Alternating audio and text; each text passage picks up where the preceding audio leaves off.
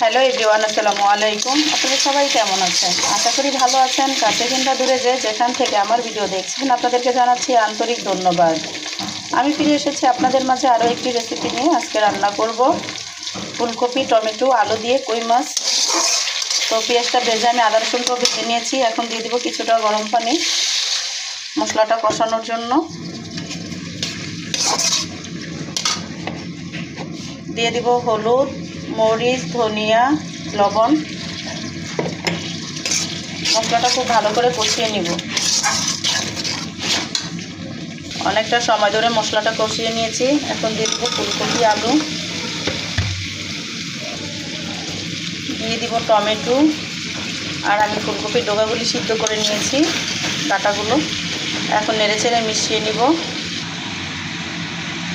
নেড়েচেড়ে মশলাটা মিশিয়ে নিয়েছি, ডেকে দিব। অনেকটা সময় ধরে কষিয়ে নিব। তো আমি অনেকটা সময় ধরে কষিয়ে নিয়েছি।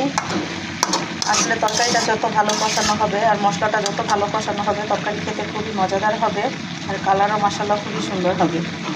তো এখন ঝোলের জন্য আমি দিয়ে দিব গরম পানি।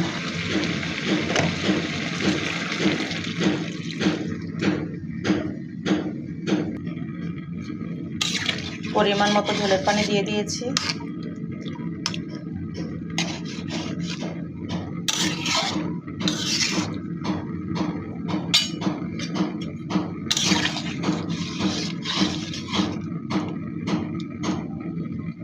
ঢেকে দিব। ঝোলের পানি ফুটে গিয়েছে। এখন দিয়ে দিব ভেজে রাখা কই মাছ।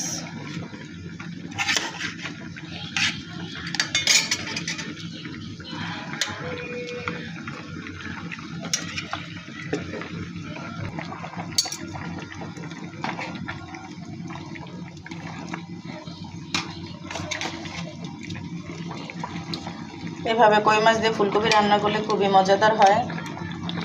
আমার মা খুবই পছন্দ করতেন। তো আজকে ভাবলাম মায়ের রেসিপিটা আমি রান্না করে নেই, দেখি কেমন হয়। খুবই ভালো হয় এভাবে খেতে, যদিও খুবই মজাদার হয়। আরও কিছুক্ষণ সময় আমি রান্না করে নিব। এখন ঢেকে দিব। এখন দিয়ে দিব ধনিয়া পাতা কুচি। আসলে আমি সাধারণ মানুষ, সাধারণভাবেই রান্না করি, সাধারণভাবে জীবনযাপন করতে পছন্দ করি। তো সাধারণভাবে রান্না করলেও মাশাআল্লাহ খুবই মজাদার হয়। তো আমি কীভাবে সাধারণভাবে রান্না করি সেটাই আমার বন্ধুদের সাথে আমি শেয়ার করি। কথা বলার সময় অনেক সময় ভুল কথা বলে ফেলি, ক্ষমার দৃষ্টিতে দেখবেন। আর যারা খেয়েছেন তো খেয়েছেন, জানেন কতটা মজা